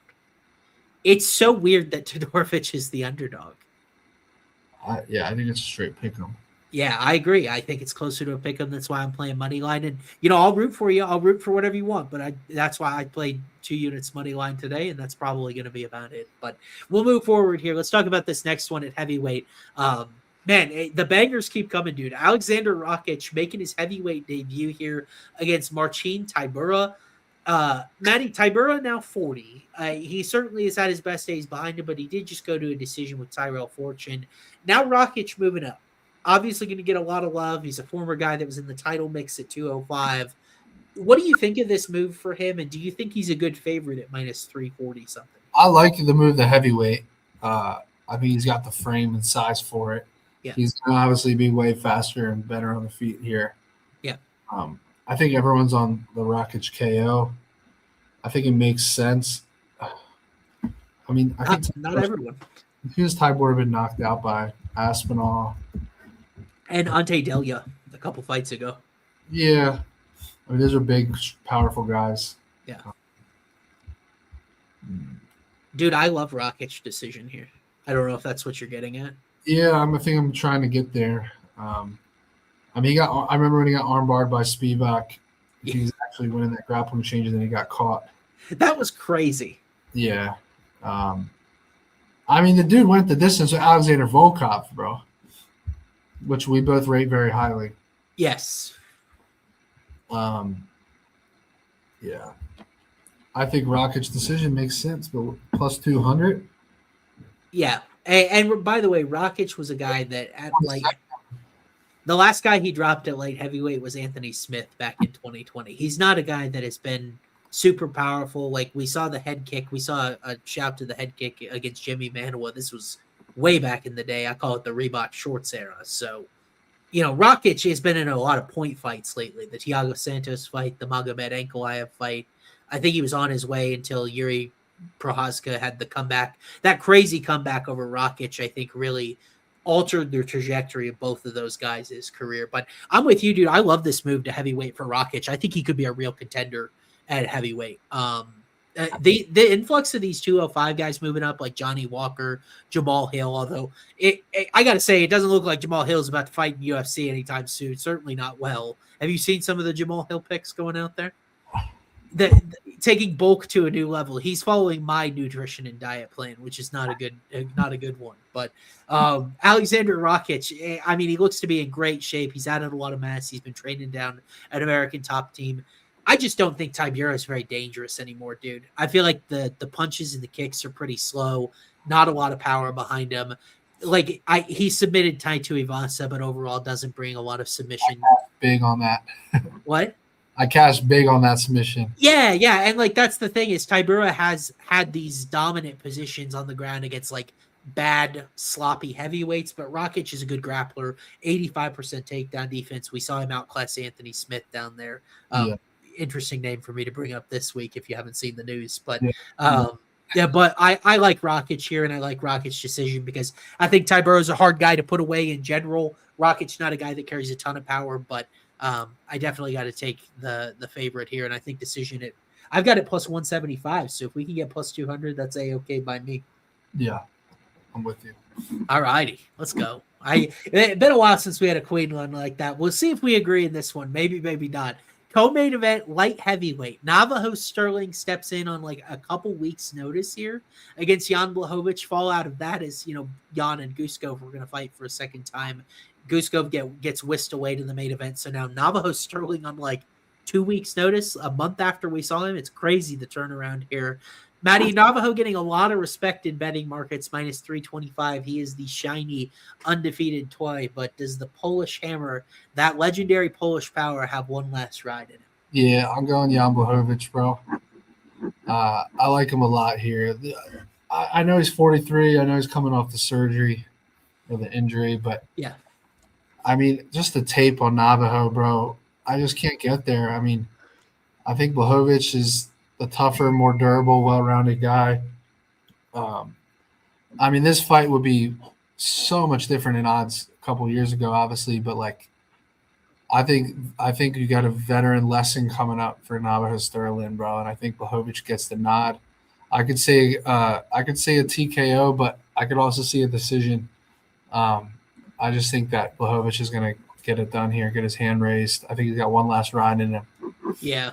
It's a tough fight to bet for me because I really do think I do think Sterling has all of the physical and tangible advantages here. This almost reminds me, Matty, of like if you like Jan Blachowicz, this spot to me reminds me a little bit of how sort of the pitfall I fell into with Sam Patterson against Santiago Ponzinibbio. It's like I respected Ponzi's experience so much in that fight. And like there were the concerns I had about Patterson and his chin placement, and they were talking about it the whole fight. But the ultimate, when you're giving up so many physical advantages, it's just so hard to go out there and win 2 UFC rounds for a guy that may or may not be weight training, according to the broadcast. He had the torn meniscus earlier this year. Jan's been my dude, man. Like I cashed on Jan against Dominic Reyes way back in the day with a title fight. I played him huge against Izzy Adesanya in that super fight back in the day. Like I've loved betting Jan forever, but I think his body is just completely cooked. He's so durable, bro. I just can't get there. I think Sterling decision makes sense, but I just don't think there's any scenario where Sterling finishes. I've got Sterling decision plus 184 and knockout plus 231. So I think the number would drive me to the KO, but I agree with you. It's like hard to envision that, Real quick, Austin, I'm gonna let Logan rip cards because I gotta use the bathroom. Oh shoot. Here, before we go to the next one, Logan. Let's go. You know how to? Yeah. All right, so here it's on. You can do 3 packs, 3 $60 packs. So Okay. I'll pick 3 people and Logan can rip them. All right. First one for Swaim 3. No, I'm just kidding. All right. Why don't we'll go with Mark James 22 here. I just happen to see him here. All right, here. Where do we go? My pack? Or no, wait. Where do we go here from here? Go to the if you scroll over on or go to MMA under categories, can get you there. Yeah, there we go. Yep, and then the basic pack. There you go. And if you click buy now, this is the best for you guys when Matty leaves and Logan comes on. And then click XPR at the top there, bro. Some luck. The XP, yeah, there you go. There you go. It tells us how many free card packs we have, and we have 4. So then it may have to spin for a bit before it loads, but it'll eventually get there. It's a little glitchy on live. Mark, you put in your username again, buddy. I got you up on the screen. You're getting a card, so.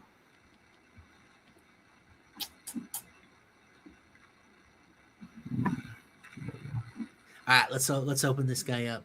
Good luck.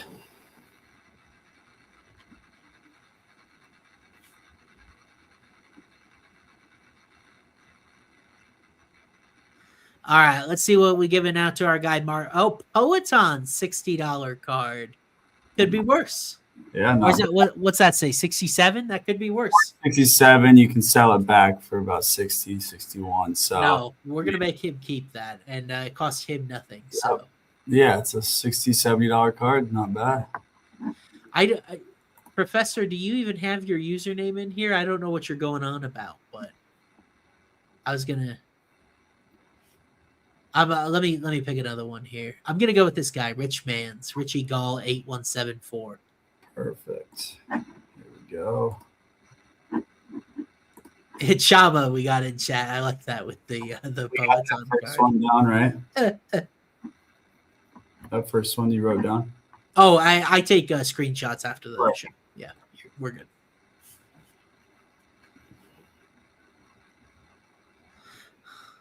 What y'all saying done dirty for? I work for the guy. He's never ripped me a gold pack, okay? Yeah, you guys talking about being done dirty. All right, here we go. All right, here we go. Here we go for our guy Richie Gall 8174. Let's see. Let's go. What do we got here? We got Gilton Almeida, $30 card. Again, it costs you 0. Maybe Gilton will come back in the UFC. We can actually get him in there. Yeah. All right, let's see. Let's pick one more here. It's still on. I'm gonna go with my guy Professor Baccarat because he did say he joined from the Home of Fight Discord. They're sucking up to the product and the brand. Remember, kids, brown nosing gets you everywhere in life. Yeah, I was gonna say. Player banker Ty here. I'll give him one of the cards. Comment that the Almeida card isn't worth $30 anymore. You never. If Almeida goes out there like my model says and submits Francis Ngannou and MVP, will be rocking.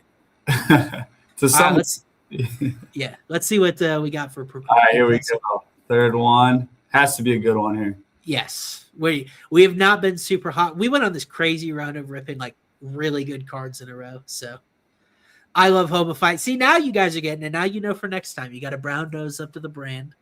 You got to say that you read my weekly articles on homeoffight.com. Now you're starting to understand. All right, good luck. Was it give Baccarat a PSA 5 women's card.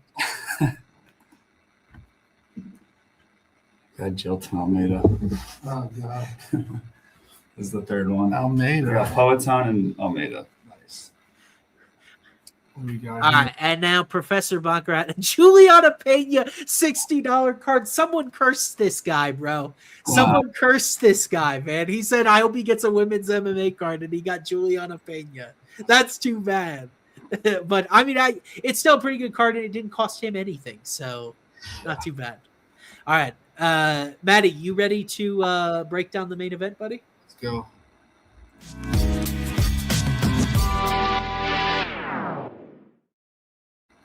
Oh, and what a random main event it is. By the way, they started to learn in the comments. They got to suck up and say they love Home of Fight. They read my articles. They're all over our Instagram pages. Thank you to the Home of Fight team. See, there you go. Now you guys are getting it in chat. But what a random main event we have here, Matty. Eros Medic taking on Daniel Rodriguez. And sort of Medic is the guy this card was built around, right? Why UFC is making a trip to Serbia, because he had that crazy knockout of Jeff Neal. He's a super exciting guy. And on the other side, we have one of the best stories in UFC in 2026, just because Daniel Rodriguez was in a prison in Tijuana earlier this year, and now is coming back. He says, if I win this weekend, you can write a movie about it. I think you already could, but what do you think of the main event, man? Because Medic is minus 410. He's minus 210 by knockout. We all kind of know the vibe here, but is there any value on D-Rod or taking a different angle? I mean, bro, if D-Rod gets out of round one, I think he's super live. Right. Honestly, I think I'd be on the dog side here if it wasn't for the whole prison thing and the lack of training. And I think D-Rod's a dog, bro. I mean, everyone just thinks Medich is going to spark him, but like, when have we seen D-Rod get sparked? We saw him get head kicked by Ian Gary, but outside of that, the guy is durable as it gets. He's a dog. Right. I just think it's unbelievable that people are so high on Medich here. Like, right. I think this comment is probably a source of good value. Like, if this was in Mexico, I'd be taking D-Rod. Like, if it's on neutral soil, like, the line would be closer than this, right? yeah. I get Medich is a great story, and he's a guy that I going back to the Matt Semmelsberger fight I've been on in a lot of spots. I bet him by KO against Jeff Neal in that Houston fight. But this line seemed crazy to me, dude. Medich is forgot how good he looked against Kevin Holland. I mean, Kevin Holland is not a bad fighter, bro. I mean, Kevin Holland versus Oris Medich would probably be competitive. I was going to say, overall, in terms of different lengths of fight, different things bringing to the table, isn't Kevin Holland a tougher fight than Oris Medich? Like, I know Medich's power is a big deal, but he's a little bit of a glass cannon, defense issues. We haven't ever seen him go into a third round. Like, there are a lot of questions to be look at the KOs Medich has just gotten. Gilbert Urbina, who's getting sparked left and right. Muslim Salikov, who got sparked. Randy Brown, yep. Who got sparked by Carlos Leal. No, he won that Carlos Leal fight, but Randy Brown. By Randy Brown. Yep. And then the last fight, Jeff Neal, who was coming off of some KO losses, right? Yep. He was coming off of the protest beatdown. Yep. Back elbow. I'm just not ready to get there in Oris Medich, bro. I think Oris Medich is just like on his high horse right now. He's super confident, but you know, if you don't get D-Rod out of there in the first few minutes, like the way he's been getting all these guys out of there, I don't know. I just think these odds are super wide. You can get D-Rod by KO at plus 550 on Hard Rock right now. Yeah. I wish I got a better version of D-Rod. He doesn't look to be in the best shape, and of course he's near 40 after everything what happened. But this guy's work rate is outstanding. Significant strikes landed north of 7 per minute. You know, if you remember, I was on him against Kevin Holland in that fight, and I thought, you know, he's a tough guy to put out. He's got really good anti-grappling in a lot of instances. That probably won't be a factor here, but it's like Medich is a guy that we saw get put out. Like, Urbina dropped him in that fight, and we've seen him put out by Puna Soriano. I don't even think it's crazy D-Rod wins this fight in round 1. And then, I as I mentioned and I posed to our Discord earlier today, I'm like, if this fight leaves round 2, isn't it D-Rod's to lose? Like, he's the guy that has all this deep experience, and Medich typically goes for broke in these spots. So it's like, the fight that hit round 2 is minus 120. That's really good news for Daniel Rodriguez, I think. Yeah. But it's like, you know, I think there are a lot of ways. If you like Medich, maybe you play more of a 2-3 angle. If you like D-Rod, my model even kind of likes decision for him because he's not a guy that has a lot of knockdowns historically, just 0.55%. But, you know, maybe does Medich feel any of the jitters of being in his hometown? Does he have a little bit more of a conservative approach? Because he's like, okay, I got 5 rounds I got to go if I'm going to try to get this guy out of here. Like, any of those factors come into play, and Medich round 1 KO at a very short number all of a sudden doesn't look very good. So yeah, D-Rod lost muscle in jail, blah blah blah. His son beat him in wrestling, not sparring. Yeah, and he was probably hyping his son up. Let's be honest. Right. The Joe Anderson burrito rule: we do not listen to fighters around here. I just think people are way too high on Oris Medich starts in D-Rod around 1. I would rather fade that narrative. Am I remembering correctly that Medich was a dog with Salikov? If he wasn't, it was like straight. Medich what? Was it dog with Salikov?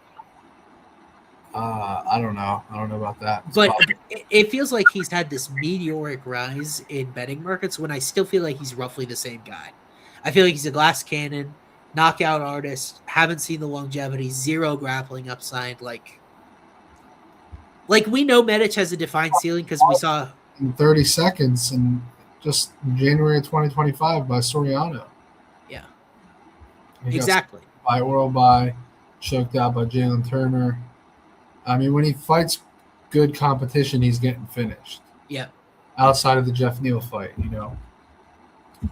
Could this be like the China card? Maybe a Canada card where all the big hometown favorites. Yeah, I certainly think a few of them are overvalued. Never been finished by strikes, by punches. Yep. Not once in 25 fights, and yet we're so confident that Medich is going to starch him in round 1. I just think at the end of the day, you're pretty much just banking on the fact that D-Rod has regressed from prison, and he hasn't been able to train, and then that's literally the narrative that you're banking on at this rate. But D-Rod has 4 submission wins, by the way. So D-Rod's submission is 12-1. His decision is 14-1. Do I remember correctly? Did he get Dwight Grant in UFC, or was that a KO? We'll say it again. Did he get Dwight? Oh, he got Tim Means with a guillotine. I was asking if he got Dwight Grant in a crazy there were 4 knockdowns in that first round against Dwight Grant. Yeah, that was punches. But he guillotined Tim Means, but seemingly everybody does. So yeah, that's the only problem. Yeah, I can't get there on the submission even at that price, but yeah. I don't know. I mean, he went to a split decision with the Leech, who has crazy power. Kevin Lee at the distance with him.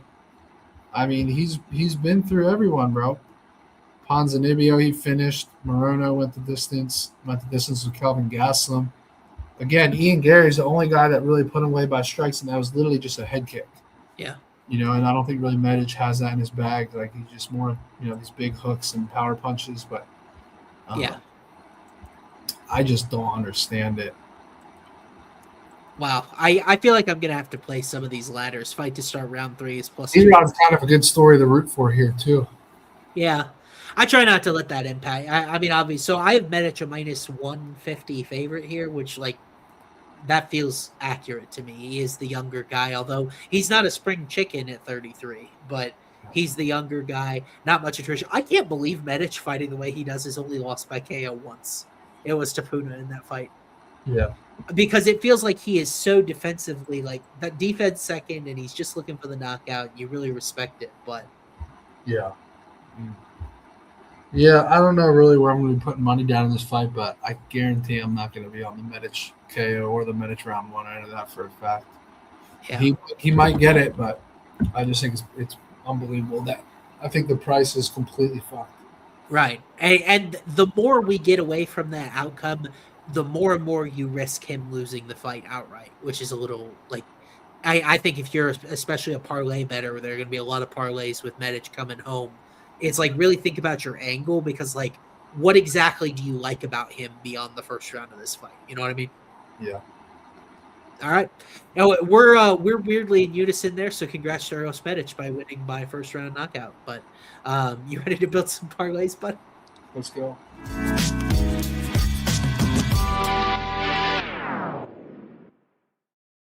All right. To be precise, we have had some really already, so we're going to choose the best ones here. We're hoping you guys brought some heat.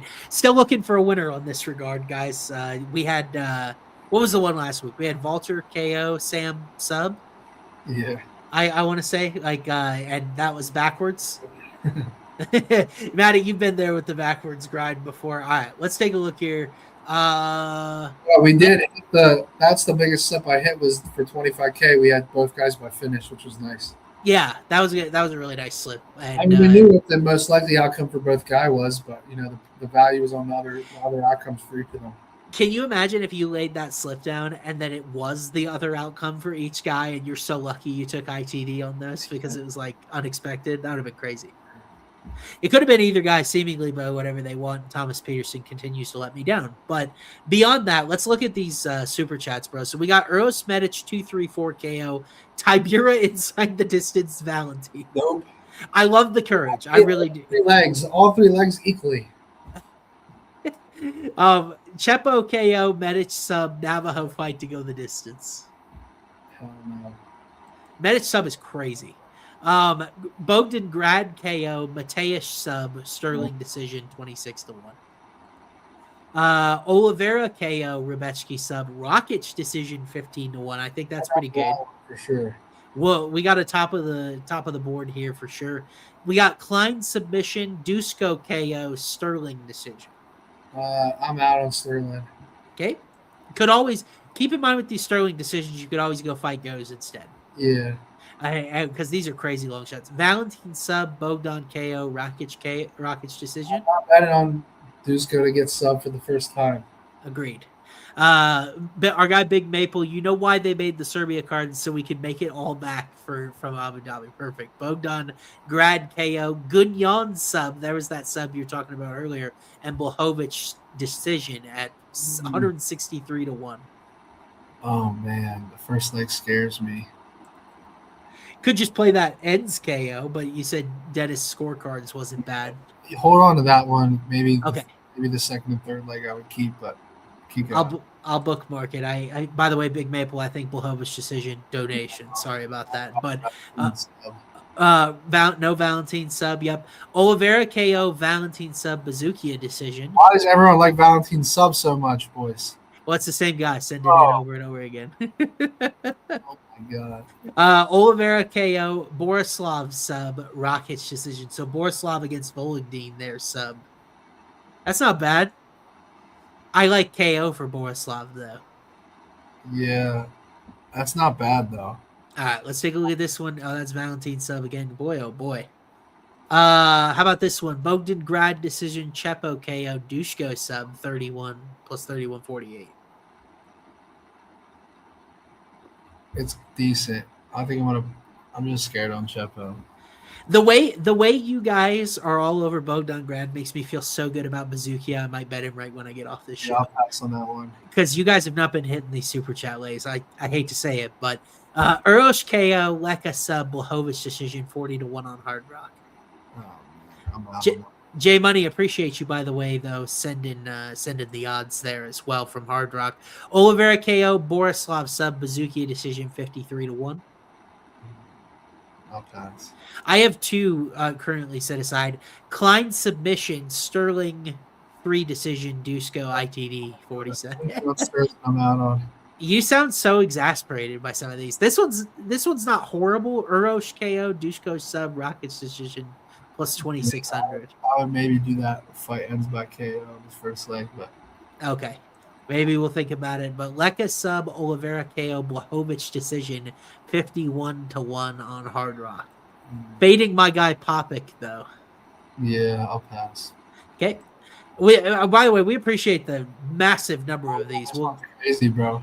Dushko ITD, Oliveira ITD, Bazookia decision. I like that one. 28. Too. Okay, you want to hold on to that one? Yeah. Okay. Urbino KO, D-Rod KO, Jan KO. God, bro. 500 to 1 on 3 underdogs by KO. You literally could throw $50 on that to win what, 25 grand? Bro, I might have to take this just because it's so fucking crazy. Hold on, I want to see what that is on Hard Rock. With all due respect, that shit is not good. Bro, I think I might take it. Hold on, let me take a look here. I gotta see. It's supposed to be fun though, and that is super fun. I just gotta see what it pays out of curiosity. Urbina KO plus 1,000. Yeah. D-Rod KO plus 525. Blachowicz KO plus 800.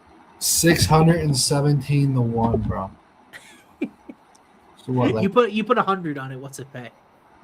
I was looking to win $1 million, bro. 16 1,600 pays $1 million.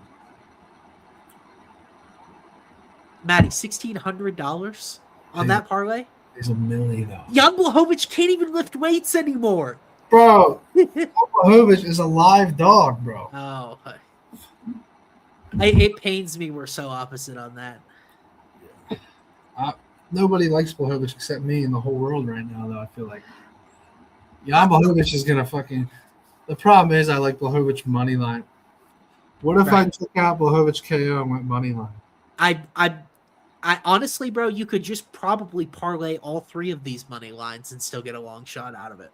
Yeah, but Urbina's KO or bust. Well, no, he's not because he could get a submission. Yeah, I like the sub for Urbina if it goes longer there.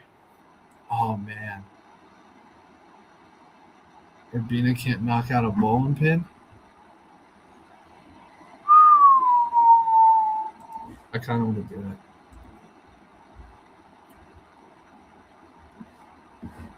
I'm doing it. It's going to be crazy content. Congratulations, I'm going with it. Mariano Ortega 24. You're in.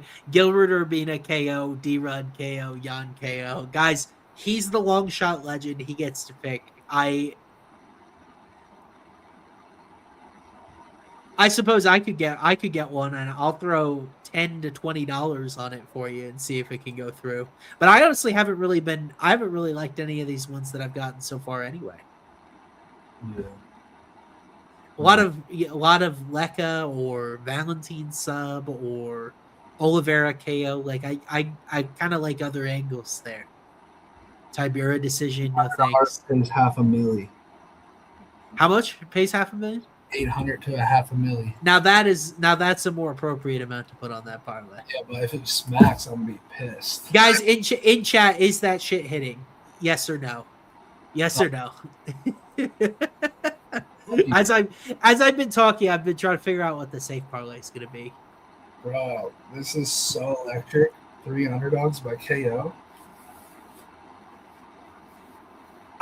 I would say Blachowicz decisions probably most likely, but Navajo's got such a good work rate. I think he might be KO or bust. I don't know. Blachowicz was piecing up Izzy a little bit. I know he wrestled him, but he pieced him up too. Yeah. I just love Jan Blachowicz, bro. I do too, man. I really, I'd like to see him put together a good effort on Saturday because he's been one of my favorites for a while. Let me ask you a question, buddy. Do you like the over in Grad Bazookia better or the over in Rakic Tabura? Probably the Bogdan one, just in case Rakic fucking head kicks Tabura.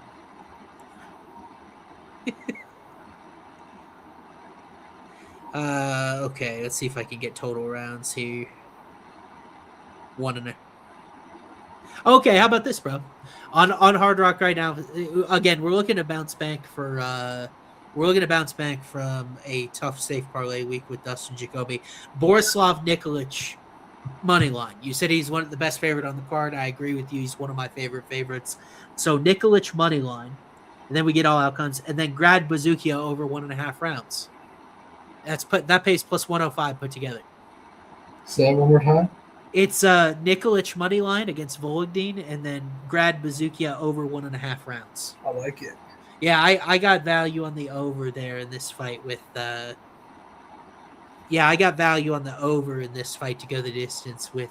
Oh, hey, we got some people that like it in chat. Heck yeah, let me put this in chat then. Our safe parlay this week is going to be we got Nikolic money line, as well as we have Grad Bazookia over 1.5. The Mike Davis total hit no problem last week. It was just poor on my guy Jacoby, but I'd ride with him again, man. In a kickboxing match, I said I would pay to see it, but there's our safe parlay up on the screen. Did you guys slip yet, Matty? No. I haven't bet a single thing yet, bro. Oh, okay. I was wondering if you put in the 800 to win $500,000 on that ticket that I may not love, but I want to see what Twitter says. You're waiting to see. Yeah. What do we go? No, I'm definitely gonna bet it since he gave it to us, but it's a matter of how much. What's the locks, Matty? What's your favorite exact outcome? What's the lock? My favorite lock is fucking Mark to lose, bro. Vologdin, yeah. That's my lock of the card. I'm gonna go with Todorovic money line. I played it today for 2 units. I really think Dushko should be. If it's not a pick'em, Rob Zilla's just so bad at everything that isn't a offensive submission. I can't believe Dushko's a dog like that, bro. Comment. I didn't know we were going full Jan by KO tonight. It's crazy stuff. Yeah. Fellas, we gave out 5 cards on the show tonight. I think we did well. So we gave the people a safe parlay. We have a super chat picked, whether it'll be for $800 or $50. My guy Mariano is in. I think we did pretty good work, Matty. Now, unfortunately, you'll have the cycle by Friday, correct? Yeah. And then we got long shots only with you and Hey John. I'll see if I can stop by again, even though my long shot wasn't very good at all this past week. But that's why I leave it to you. Next week at the Apex Pro, though, we got Mateusz Gamrot and Quillen Salkilled. That to me, that is is Salkilled for real fight because he got Benny Dariush in his last fight. that one I feel like it's going to be a real test for him. Yeah. Gamrot's a guy that's always been underrated. So you'll have that. I'll have my stuff coming to Home of Fight. I already have my DFS projections out on homeoffight.com. I will have my prelims primer coming out this Friday as well. So I appreciate you guys supporting the content, everything good I got coming on my Twitter at Swaim3. He is on Instagram, Telegram, all sorts of socials at Matty Betts, just like it's spelled on the screen right there. We appreciate you guys tuning in. We have almost 2,000 live viewers. You guys are crushing it, as well as several others that listen later on Spotify, Apple Podcasts, wherever you get your podcasts. Wonderful stuff. We appreciate you guys so much for tuning in, and we will see you next week. Peace out, everybody.